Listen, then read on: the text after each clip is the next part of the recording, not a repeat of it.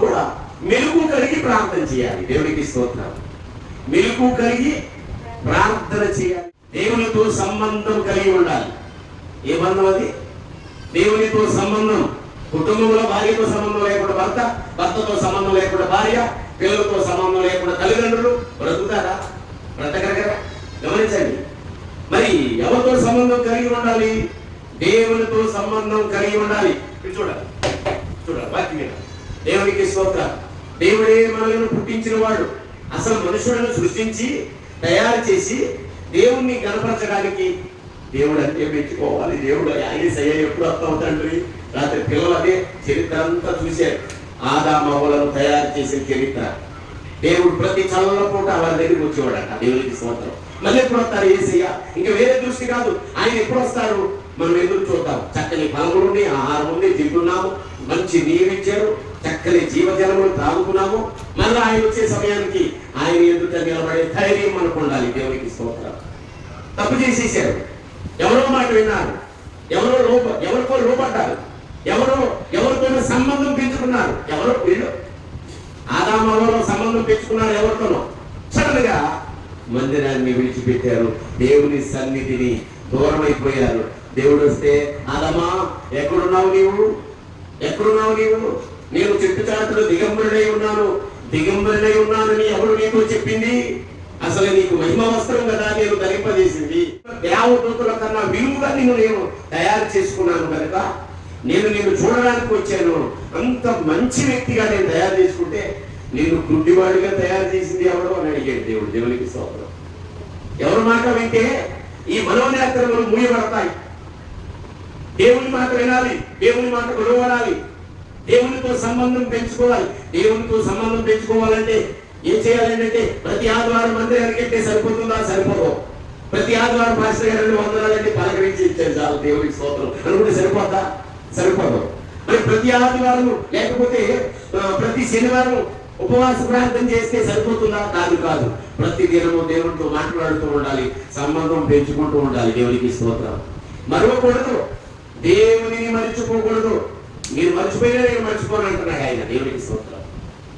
ఏ పని జరుగుతున్నా, ఏ పని జరగకపోయినా కొండంత సమస్య వచ్చి మీద పడిపోయింది. ఎలాగ ప్రభు అంటే మోకరించి ప్రార్థన చేస్తే ఒకడే చెప్తున్నాను, భుజమవన దేవుడు నీ సమస్యలన్నీ తీర్చివేయగలడు. దేవునికి స్తోత్రం. చివరి చరణంలో ఒక మాట చేయండి. మీరు ప్రార్థన ముగించే సమయంలో మోకరించి ప్రార్థన చేద్దాం అందరం కలిసి. మీరు మోకాలు వేసి కన్నీరు విడిచి ప్రార్థన చేయండి. మీ సమస్యను ఎలాగో తొలగించి వేస్తాడు ఆయన. దేవునికి స్తోత్రం. మనం సమస్యను పెద్ద చేసి చూసుకుంటాము, ఆయన సమస్యను చిన్నిదిగా భావించి ఆయన హస్తములతో ఇలా తీసివేస్తాడు. దేవునికి స్తోత్రం. ఆయన గొప్పవాడు, ఆశ్చర్య కార్యములు జరిగించేవాడు. అందుకే భక్తుడు ఈ మాట రాసి ఉంచాడు, భూమి మీద నీ మార్గము తెలియబడినట్లును అన్యజనులందరిలో నిరక్షణ తెలియబడినట్లును. ఈ మాట ఎందుకు తీసి పారేస్తాం? మనం ఏ పార్టీ వారు? ఈ పరిశుద్ధ గ్రంథంలో దేవుడు చెప్పిన మాట ఏంటంటే నీ మార్గము తెలియబడినట్లు చే కార్యములు. దేవుడికి స్తోత్రం. అన్యజనులందరి ఎదుట నీ రక్షణ తెలియబడినట్లు దేవుడు మమ్మను కరుణించి మమ్మను ఆశీర్వదించుగాక. గట్టిగా చెప్పడం. ఈ వాగ్దానం చాలదండి మనకి. మనం ఆశీర్వదించి దేవుడు ఎందుకు ఆశీర్వదిస్తున్నాడంటే భూమి మీద నిన్ను బట్టి, నీ భార్యను బట్టి, నీ భర్తను బట్టి, నీ కుటుంబాన్ని బట్టి, సంఘాన్ని బట్టి, సేవకుని బట్టి, భూమి మీద ఉన్న అందరి ఎడల ఆయన నామము ప్రకటించబడాలని ఆయన నామమును గురించి సన్నుతించి కీర్తించడము. దేవునికి స్తోత్రం. ప్రకటన చేద్దాం, ఆయన నామము ప్రకటన చేద్దాం. ఎలా ప్రకటన చేద్దాం? దేవునికి స్తోత్రం. ఎలా ప్రకటన చేద్దాం? దేవుని కృప మనపై వెల్లడి పరచాలని, ఆయన కృపావాచ్యత మనకు తోడుగా ఉండాలని మనం ఎప్పుడు కూడా ఆయన నీడలో బ్రతుకుతూ ఆయన నామ ప్రకటన చేయాలి. రెండోది ఉండి ఆయన తన ముఖ కాంతి మా మీద ప్రకాశింపజేయునుగాక. దేవునికి స్తోత్రం. చాలా ఆయన ముఖ కాంతి కనపడలేదని మనం ఎన్నో మార్లు వెనుతిరిగిపోయాం, బలహీనమైపోయాం. దేవుడు ఆయన ముఖ కాంతిని మన మీద ప్రకాశింప చేయడానికై ఇష్టపడుతున్నాడు కనుక ఆయన నామమును సన్నతించి కీర్తించేవారు ఉండాలి. ఆయన ముఖం చూపించలేదంట మోషేకి. యేసయ్యా ఇంత గొప్ప గొప్ప కార్యాలు తెలియపరిచావు, ఆది కాండం నుంచి అనేక మాటలు తెలియపరిచే దేవుడు ఎవరికి? ఆది ఆదికాండం ఎవరు రాశారు? మోషే రాశారు. దేవునికి స్తోత్రం. అనేక మాటలు ఆయన రాస్తూ ఇంత గొప్ప సృష్టిని తయారు చేసావు కదా ప్రభువా, మనుషుడిని నిర్మించావు, నేను ఏ పార్టీ వాళ్ళని నీ ఎదుట, మళ్ళీ ఇది చాలక నన్ను గుర్తించి పొగ మండిపోయి తగలబడపోకుండా అగ్నిలో నుంచి నీవు నాతో మాట్లాడావు అని తెలియపరిచాడు. దేవునికి స్తోత్రం. అయ్యా, ఇంత బలమైన మాటలు మాకు చెప్తున్నావు కదా, ఒక్కసారి నీ ముఖమును నాకు చూపించవా అని అడిగాడట. మనుషుడు దేవుణ్ణి చూసిన నరుడు ఎవరో బ్రతకడో చనిపోతాడు.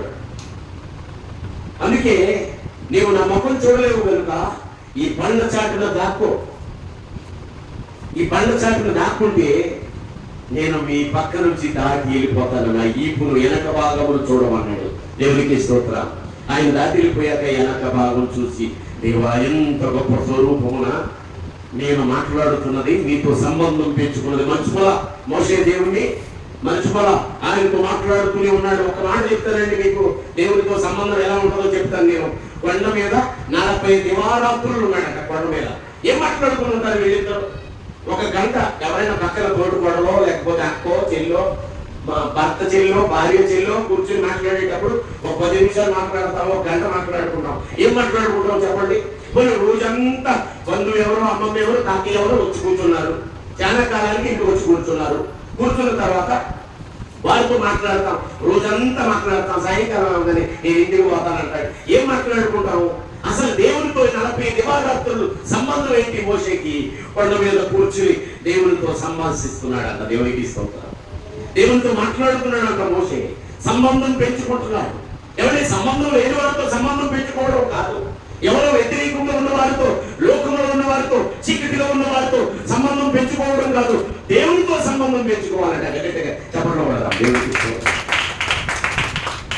వాక్యములుగా వెలుగు సంబంధులు వెలుగును ఆశ్రయిస్తారు, ఆత్మ సంబంధులు ఆత్మ చేత నింపబడి, పరిశుద్ధాత్మ సత్య స్వరూపి అయిన ఆత్మ చేత బలపరచబడి దేవుని ఆత్మ సంబంధం పెంచుకుంటారు. ఇంకా సంఘములో ఉండే సంబంధము పెంచుకుంటారు. దేవుని స్తోత్రం. హల్లెలూయా. సంఘములో ఉండే సేవకుని సంబంధం పెంచుకుంటారు. తెంచుకోరు. ఆత్మీయులు ఎవరు కూడా సంఘములో ఉన్న సంబంధమును తెంచి వేసుకోరు, పెంచుకుంటారు. తద్వారా దీవెన వస్తుందని ఇక్కడ రాయబడి ఉండగా ఏమంటున్నాడంటే, ఆయన ముఖకాంతి మా మీద ప్రకాశం చేస్తున్నాడు. 3వ వచనంలో, దేవా ప్రజలు నిన్ను స్తుతించుదురు గాక. ఎప్పుడు మనం స్తుతిస్తే కదా వాళ్ళు స్తుతించేది. ఏమంటున్నాడు? నన్ను చూచి, నా క్రియలు చూచి, నా ప్రవర్తన చూచి ప్రజలందరూ నిన్ను స్తుతించుదురు గాక. ప్రజలందరూ నిన్ను స్తుతించుదురు గాక. న్యాయమును బట్టి నీవు జనములకు తీర్పు తీర్చుడు, భూమి మీద ఉన్న జనములను ఏలుదువు, జనములు సంతోషించు ఉత్సాహధ్వని చేయును గాక.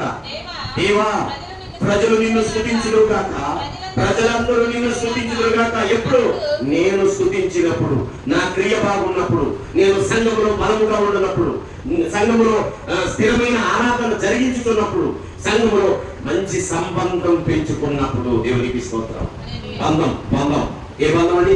భార్యతో భర్తకి బంధం, భర్తతో భార్యకు బంధం. ఈ బంధాలు తెంచుకోవాలనుకో ఏదో ఒక సమస్య సృష్టిస్తారని అపవాది. ఏమండి? పిల్లలు తల్లిదండ్రులతో సంబంధం, తల్లిదండ్రులు పిల్లలతో సంబంధం. ఈనాడు చాలా మంది చిన్ని సమస్యల చేత గలిబిలిని సృష్టించుకుని కుటుంబాలలో బంధాలు తెంచుకుంటున్నారు. బంధాలు తెంచుకునేవారు దేవుని పిల్లలు కాదు, బంధాలు ఎతికి కలుపుకునేవారు దేవుని పిల్లలు. గట్టిగా చెప్పట్లు పట్టారు.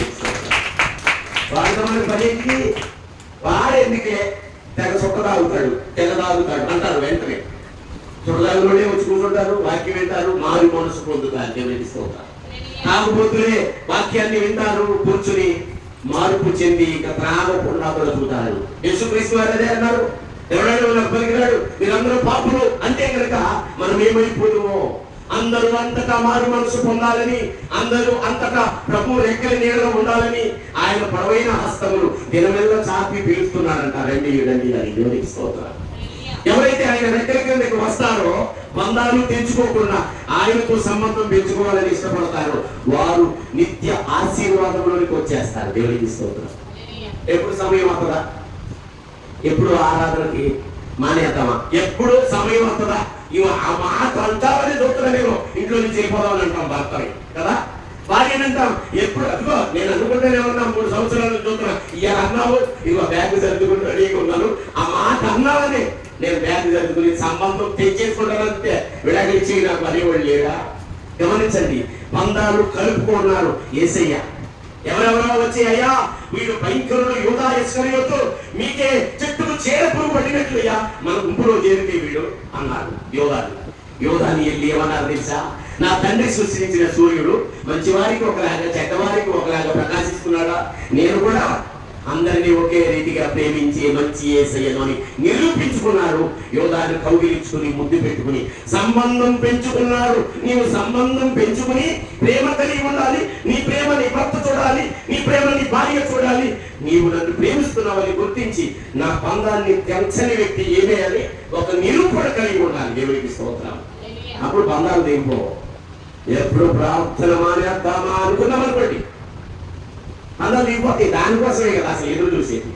అసలు నువ్వంటే నాకు ఇష్టం లేదు, నువ్వు నా ఇంటికే రావద్దు అన్నాం అనుకోండి, బంధాలు తెగిపోయినట్లు ఎందుకు వస్తారు? ఈ రోజు అసలే రాదు. ఇదివరకన్నా పురాతన కాలంలో మన తాతలు నాటోళ్ళు అరే అక్కడెక్కడో ఉన్నాడుగా పలానా గ్రామంలో వాళ్ళు మనల్ని అందరూ కాదని ఆడకు పోయాడురా, ఈ పెళ్లి కానీ కూడా పిలువడాలి వాళ్ళు. ఇప్పుడు ఎవరు కాదు, ఫోన్లు వచ్చిన తర్వాత ఇంకా బంధాలు దిగిపోతాయి అంట. ఫోన్లు వచ్చిన తర్వాత ఆయమ్మ మాట ఏమో చెప్పుకోవటం, ఈ మాట ఆయమ్మ చెప్పుకోవటం, వాళ్ళ మీద వీళ్ళ మీద కోపాలు చెప్పుకోవటం, పక్కలు పెంచుకోవటం, వ్యాసాలు పెంచుకోవటం, అసూయలు పెంచుకోవటం, మనిషిని మనిషిగా ప్రేమించలేని సంబంధాలు బంధాలు తెంపివేసుకుని మూర్ఖంగా ప్రవర్తించే ఈ భయంకరమైన దినాలలో దేవుని వాక్యం బంధం పెంచుతుంది. దేవునికి స్తోత్రం. దేవుని వాక్యమే దీన్ని సరిచేసి ప్రేమను పెంచుతుంది, సంబంధం పెంచుతుంది. దేవునికి స్తోత్రం. ఒక తాగుతాడు, ఆడాడు, మాట్లాడు, మీరు ఆడుతూ మాట్లాడుతున్నారు, కనబడితే మాట్లాడు. నువ్వు బంధాన్ని పెంచే మనిషిగా మాట్లాడు, బంధాన్ని పెంచే మనిషిగా మాట్లాడు. ఆ బంధాన్ని తెంచి వేసుకుంటే ఉపయోగం ఏముంది? దేవునితో సంబంధం పెంచుకోవాలని చూస్తుంటే యేసయ్య నా శిష్యులు నా శిష్యులు నా శిష్యులు అని యేసుక్రీస్తు అని సిలువేసాక శిష్యులందరూ వెళ్ళి మళ్ళీ వాడలోకి వెళ్ళిపోయి వల వేసారంట. చూసారా? దేవుని పని మానేసి దేవుడు ఏం చేయమన్నారు? నా నామముని ఎవరైతే విశ్వసిస్తారో అభిషేకిస్తున్నాను, మీరు ఏ ఇంటిలో అడుగు పెడితే ఆ ఇంట్లో ఆశీర్వదింపబడుతుంది, ఏ ఇంటిలో కార్యములు జరిగిస్తే ఆ ఇంటిలో కార్యములు చూస్తారు అని చెప్పి అనేకమైన సంగతులు వారికి బోధించి మత్తయి సువార్త 11వ అధ్యాయం 10వ అధ్యాయం ఒకసారి చూద్దాం ఉండండి. దేవునికి స్తోత్రం. 10వ అధ్యాయం అనుకుంటా. శిష్యులు వచ్చి 10వ అధ్యాయం చూడండి. తర్వాత 12 మంది శిష్యులు పిలిచి ఆ 12 మందిని అభిషేకించి ఆయన వారిని స్వస్థపరచడానికి రోగుల మీద చేతులు వేసి ప్రార్థన చేస్తే వారికి వ్యాధులు తొలగిపోవడానికి వారికి అధికారం అనుగ్రహించారు. యేసు ఆ 12 మందిని పంపుచు వారిని చూచి వారికి ఆజ్ఞాపించిన విధంగా మీరు అన్య జనుల దారులోనికి వెళ్ళప్పుడు మనతో ఎవరు సంబంధం కలిగి ఉండాలి? వారు మనతో సంబంధం కలిగి ఉండవచ్చు, కానీ మనం వారితో సంబంధం కలిగి ఉండకూడదు. కారణం ఏంటంటే వారు లోక సంబంధులు, తల్లికి తండ్రికి మర్యాదీన వారు, గౌరవనీయుల వారు, లోక మర్యాదలను అనుసరిస్తూ లోకానుసారముగా గర్వాంతులుగా తిరుగుతూ అధికారుల మాట కూడా వినకుండా, దైవజనుని మాట కూడా వినకుండా, దేవుని మాట కూడా వినకుండా లోక సంబంధులుగా తిరుగుతున్న వారు దూరముగా ఉండి వారి దారిలో నడవకుండా వారిని దేవుని వైపుకి తిప్పమన్నాడు. దేవునికి స్తోత్రం. వీళ్ళు ఏం చేశారు తెలుసా? ఈ పని మానేసి మరలా వెళ్ళి వలలు వేస్తున్నారంట. ఎక్కడ? సముద్రంలో వలలు వేస్తున్నారు. చేపలు వాళ్ళ తెరవేసి ప్రభుని సిలువ వేసేసారు. ఆయన సమాధులు పెట్టారు, ఆయన కొత్తాడా? ఈ మాటలన్నీ ఏంటో ఏమైపోయినాయి అనుకున్నారు. ఎమ్మెల్యే అనే గ్రామంలో వారు నడిచి వస్తుండగా యేసుక్రీస్తు వారు మరలా సంబంధం పెట్టుకున్నాడు. వాళ్ళ దగ్గరికి వచ్చి నడిచి వస్తూ పలకరించిన వాళ్ళు కూడా మా బ్రదర్ గారు ఉన్నారు ఇక్కడే కూర్చుని. దేవునికి స్తోత్రం. పలకరించిన వారు కూడా అలా నమ్మకపోయి పోయి సంవత్సరం మందిరానికి వచ్చేదండి, ఇప్పుడు మానేసిందండి అని వందనాలండి అని చెప్తే సంబంధం పెంచుకోవాలా, కట్ చేసుకోవాలా సంబంధం? మా పని ఏంటి? దైవజనుల పని వందనాలండి చెప్తాం, పలకరించాలి, తప్పదు. మా పని అది. మేము సంబంధం పెంచుకుంటాం. వారు ఎంతకాలం సంబంధం తెంచుకోవాలి. ఇప్పుడు పలకరించి మందిరానికి రమ్మంటాడు, వాడి సైడ్కి వెళ్ళి దాక్కున్నాం అనుకో, సంబంధం తెచ్చేసుకున్నట్టే. బంధాలు పెంచుకోవాలి. ఏ క్రైస్తవుడైనా, ఏ పరిశుద్ధ గ్రంథాన్ని చదువుతూ ఏ వ్యక్తి అయినా సరే ఏ స్థితిగతులు ఉన్నవాడైనా లేనివాడైనా డబ్బున్నవాడైనా ఎవరి పేరు ప్రఖ్యాతులు ఉన్నవాడైనా సంఘముతో సంబంధం పెంచుకునే దినాలు ఇవి. దేవునికి స్తోత్రం. నాకు ఏమీ లేదని చదువుకోలేదని అన్నా సరే మందిరాన్ని విడిచిపెట్టకూడదు, సంఘాన్ని విడిచిపెట్టకూడదు. సంఘములో సంబంధం పెంచుకోవాలి, తద్వారా నీకు దీవెన వస్తుంది. ఒకవేళ ఇక్కడ సడన్ గా బంధాన్ని తెంచుకుని ఇక్కడే కాదు ఏ సంఘానికి వెళుతూ సంఘ బంధము తెంచుకుని వచ్చిన వారి ప్రార్థనలు మన మీద ఉండవా? వారి బంధ తెంచుకున్న కన్నీటి ప్రార్థన మన మీద ఉండవండి ఉంటాయి. కానీ చాలా మంది కుటుంబాలు ఏం చేస్తారు తెలుసా? ఏమైంది అందరూ బతకలా, మనం కూడా బతుకుతాం, దేవుని విడిచిపెట్టేసాం, ప్రార్థన మానేసాం మనం అని బంధాన్ని తెచ్చుకునేవారు అనేక మంది ఉన్నారు. ప్రియ సంగమా, దేవుని బిడ్డలారా, ఆత్మ సంబంధమైన వారు, శరీర సంబంధమైన వారు ఉంటారు. బంధాలను గురించి చెప్పాలంటే ఈ కీర్తన ధ్యానం చేసేసామా? చూడండి, ఆయన ఏమంటున్నాడు? ఎవడు యోగ్యుడు వాడి ఇంటికి వెళ్ళుడి. మత్తయి సువార్త 10:12 ఆ ఇంటిలో ప్రవేశించు ఆ ఇంటి వారికి శుభమని చెప్పుడి. 13 ఆ ఇంటి వారు యోగ్యమైన వారైతే మీ సమాధానం వారి మీదకి తిరిగి వచ్చును. చూసారా, దేవుడు చెప్పేసాడు ఈ మాటలో. ఎవడి ఆ ఇల్లు యోగ్యమైనదైతే మనసులో ఉంచుకుని బయటకు ఒకరు మాట్లాడిన ఉపయోగం ఏముందండి? పాస్టర్ గారు వచ్చారు, ఈ సమయంలో రావాలా పాస్టర్ గారు, ఇంట్లో పాలు కూడా లేవు, పంచదార కూడా లేవు, ఏం ఆయుధాయి పాస్టర్ గారు ఇప్పుడే వచ్చాడు అనుకుంటారు వానికి మనసులో. ఒకవేళ మనం ఇంటికి పోయి ప్రభు ఈ బిడ్డను దీవించిన మేము రాగానే వందలో చెప్పి ఇంట్లో వేసిందయ్యా, ఏసయ్యా ఏసయ్యా, కుర్చీ కూడా వేసిందనైనా కుర్చీ ఆమె బయట పొమ్మతో శుభ్రంగా వచ్చేసి పాస్టర్ గారు మాకు ఒక్కరు చాలా ఇష్టం కూర్చోండి అన్నా. మేము నెత్తిన చేసి ప్రభు నీ స్తోత్రాలు స్తోత్రాలు స్తోత్రాలు అని ప్రార్థన చేసి ఏక ప్రార్థన చేసి ఆయన భర్తని పిల్లల్ని ఆశీర్వదించినైనా అని చెప్పిన ఆయన పైన ఉన్నవాడు అంతరంగంలో ఎరిగిన దేవుడు, అయ్యా నువ్వు చేసిన ప్రార్థన నీ వెనకాలే వస్తుందా బాబు అంటాడు. దేవుడికి స్తోత్రం. అది మాట్లాడి తెలుస్తుంది. నేను అనుకుంటాను ఆ కుటుంబం గురించి అంత బాగా ప్రార్థన చేస్తున్నావు, ఎందుకు దూరం అవుతుంది ఆ కుటుంబం అనుకుంటా. ఆ హృదయంతరంగాలు మనకు తెలియదు కదా. దేవుడు నీకున్న సంబంధమును బట్టి నీ కుటుంబము విచ్ఛిన్నమైపోతుందేమో. నువ్వు మారాలిగా, నీ భర్త మారాలి, నీ పిల్లలు మారాలి, నీ తల్లిదండ్రులు మారాలి. నీ వలన నీ కుటుంబము దేవునికి దూరం అవుతుంది. అది కూడా శాపగ్రస్తమైన పని.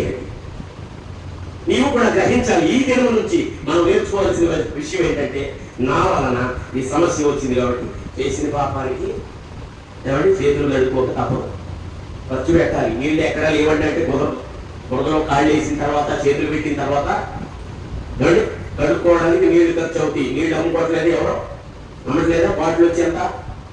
రైల్వే స్టేషన్లో 30 రూపాయలు, 40 రూపాయలు, 40 రూపాయలు కూడా ఉన్నాయి బాటిల్. పెద్ద బాటిల్ అయితే ఇంకా రేట్ ఎక్కువే. లీటర్ వచ్చి ఆ నీళ్లు కొనుక్కునే డబ్బులు లేకపోయినా ఖర్చు పెట్టైనా కష్టపడి ఎవరైనా అప్పైనా అడిగి ఆ నీళ్లు తెచ్చుకుని బురదలో ముంచిన కాళ్ళు ఖర్చు పెట్టి చేతులు కడుగపోవాలి. కడగకుండా పాపము తుడిచిపెట్టబడదు. మరి మనం పాపం చేసేవాళ్ళు దేవుడు ఇన్ని సమస్యలు పెట్టినాడు, ఇన్ని స్వాదలు పెట్టినాడు అంటే ఆ సమయమందు నువ్వు చేసిన పాపానికి ప్రతిఫలం అనుభవిస్తున్నావు. కాబట్టి ఎవరి మీద ఏ అవసరం? నీ వల్లే భర్త మీద, నీ వల్లే భార్య మీద, నీ వల్లే తల్లిదండ్రుల మీద నువ్వు నన్ను ఎందుకు కన్నావు అని తండ్రిని అననక్కర్లేదు. ఎవరు చేసిన పాపానికి వారి ప్రతిఫలం అనుభవించాలి. కాబట్టి దేవుని సన్నిధిలో హృదయానుసారులుగా అంతరంగము ఎరిగిన దేవుడు మన మధ్య ఉన్నాడని గుర్తించి మనం ప్రార్థన చేయించుకునేటప్పుడు ఆ ప్రార్థన మా తల మీదే ఉంచు తండ్రి అని అడగాలి. దేవునికి స్తోత్రం. అప్పుడు ఆయన ఏం చేస్తారంటే ఆకాశము నుండి తదాస్తు దేవుడు ఆ బిడ్డలను దీవించును గాక ఆమేన్ అని పలుకుతాడు. దేవునికి స్తోత్రం. ఆ ఇల్లు అయోగ్యమైనదైతే మీరు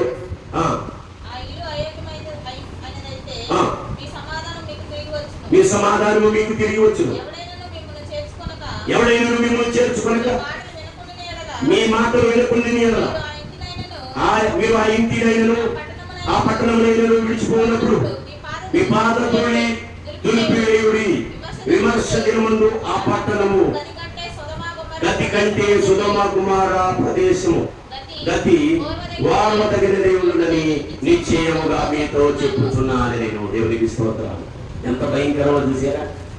సొదొమ గుమొర్ర పట్టణాన్ని దేవుడు క్షమించలేదు. అగ్ని గంధకములు పొడిపించి అందులో ఒకళ్ళు బయటికి తీసుకొచ్చాడు. అక్కడన్నా తీసుకొస్తాడు. కొంచెమన్నా నీకు మంచిదనం కనబడితే కొంచెమన్నా మంచి లేదా అన్నాడు. సముద్రంలో ఒక చోట కొంచెం జ్ఞానం ఉంది కదా, వాడు జ్ఞానమును పొందిస్తే మరింత జ్ఞానం పెంచుకుంటాడంట. అసలు జ్ఞానమే బుద్ధి ఏడు అనుకోండి, వాడికి ఎలా దేవుని మాటలు అర్థమవుతాయి. అందుకే కొంచెం వినాలని ఆశ కలగాలి, దేవుని వాక్యానికి లోబడాలి. దేవునికి స్తోత్రం. ఏమంటున్నాడండి ఇంకా కీర్తనల గ్రంథంలో ఆ మాటను చదివి ముగించుకుందాం. దేవునికి స్తోత్రం. దీనిని బట్టి మనం సంబంధం పెంచుకుంటున్నామా? సంఘ సంబంధం పెంచుకుంటున్నామా? సంఘ సంబంధాన్ని తెగగొట్టుకుంటున్నామా అనే విషయాన్ని బాగా గమనించాలి. ఈ దినముల్లో దేవుని వాక్యాన్ని నిర్లక్ష్యం చేయటం కాదు, కానీ దేవుని వాక్యం ప్రకారం జీవించడానికే ఇష్టపడాలి. అందుకే నేను ఎన్నోసార్లు చెప్తూ ఉంటాను, అప్లికేషన్ చేసుకోవాలి, అబ్జర్వేషన్ చేసుకోవాలి, ఇంటర్ప్రిటేషన్ చేసుకోవాలి. దేవుని వాక్యాన్ని ఆచరణలో పెట్టాలి. అర్థములు తన సహజ ముఖములు చూసుకునే వాడిగా కాక క్రియలలో చూపించేవాడిగా దేవుని వాక్యాన్ని, నేను నిన్ను ప్రేమిస్తున్నాను, నీ వలన నేను ఇలా ఉన్నాను, నువ్వు ఈ కుటుంబంలో లేకపోతే నా బిడ్డలు ఏమైపోతారు, నేనేమైపోతానని భర్తతో భార్య చెప్పగలుగుతుందా? భార్యతో భర్త చెప్పగలుగుతున్నాడా? నువ్వు వండి పెట్టకపోతే నేనేమైపోతాను, నేను ఒక్కడే వండుకు చెప్పకపోతే నాతో బంధం తెప్పేసుకో అంటాడా? ఎవరు చెప్పాడు? పూర్వం పొయ్యి మీద దాకా పెడితే పూర్వం చదవడిపోయి మసిబొగ్గు అయిపోతే అప్పుడు ఆ కూర తీసుకొని చూసుకుని అప్పుడు గుర్తవుతుంది భార్య, అమ్మ నా కూరతో నా భార్య లేకపోవడం వల్ల నా పొట్ట కాలుతున్నది. గమనించండి, ఎవరికి ఎట్లా బంధాలు పెంచాడో దేవుడు ఆ బంధాలను ఎంచుకోకూడదండి. ఆత్మీయ సంబంధం అనేది ఉంటుంది సంఘంలో, ఆ బంధాన్ని కూడా తెచ్చుకోకూడదు. ఏమంటున్నాడు ఇక్కడ? దేవా ప్రజలు నేను స్తుతించును, నిత్యము నేను స్తుతించును. దేవా మా దేవుడు నీవే, మమ్మల్ని ఆశీర్వదించుము. దేవుడు మమ్మల్ని దీవించును గాక.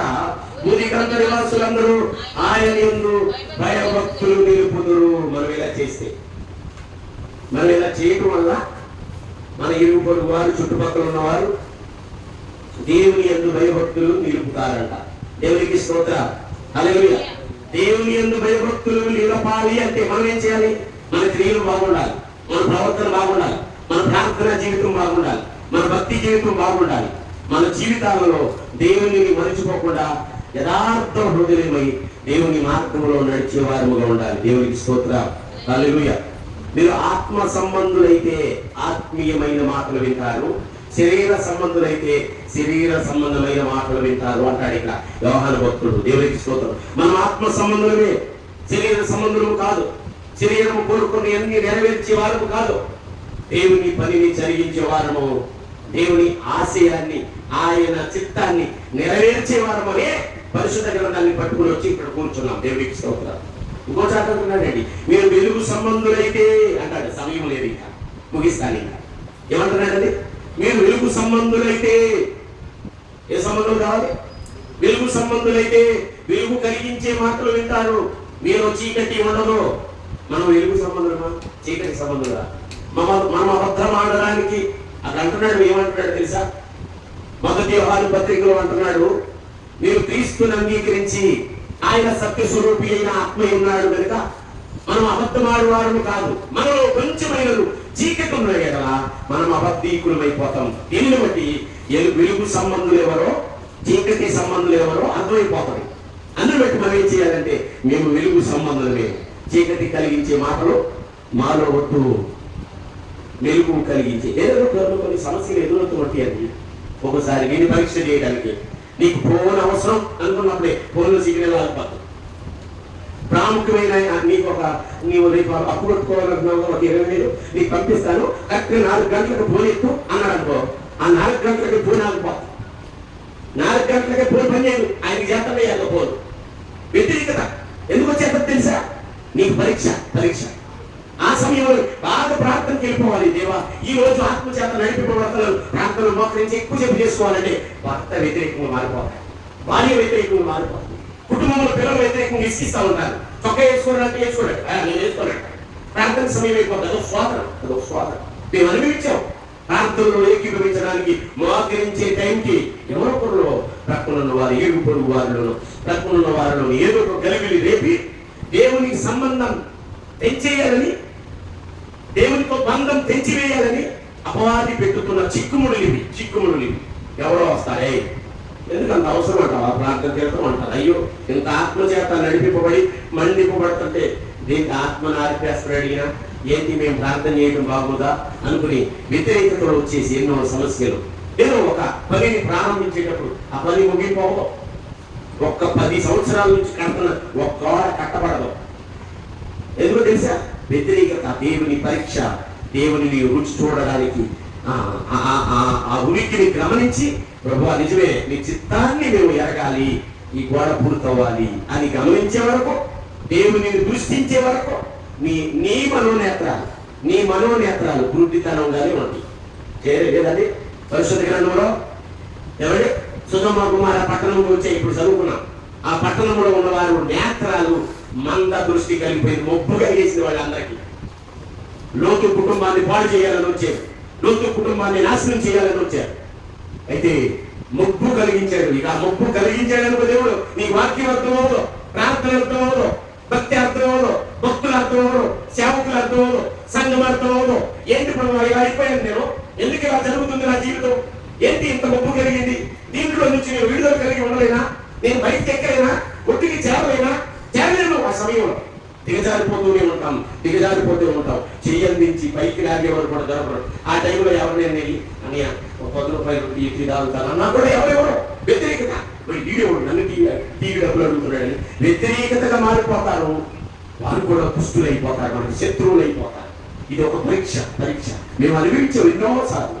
ప్రభువుని అంగీకరించి దేవుని ఆనుకుని దేవుని మీద ఆధారపడి ప్రభువా నీకు స్తోత్రములు అని ప్రార్థించిన దినములు ఎన్నో ఉన్నాయి. గట్టిగా చెప్పడం వాడండి దేవునికి స్తోత్రం. మనుషులు విడిచిపెట్టినా దేవుడు నిన్ను విడిచిపెట్టడం. ఈ సమస్యలు ఎప్పుడైనా ఎదురైందండి? ప్రాముఖ్యమైన ఇంపార్టెంట్ రోజులో, మంచి సమయంలో, శుభకార్యం జరిగే సమయంలో ఏదో ఒక భయంకరమైన వైరస్ వచ్చినట్టు వచ్చేస్తుంది, ఉగ్రత వచ్చినట్టు సమస్య.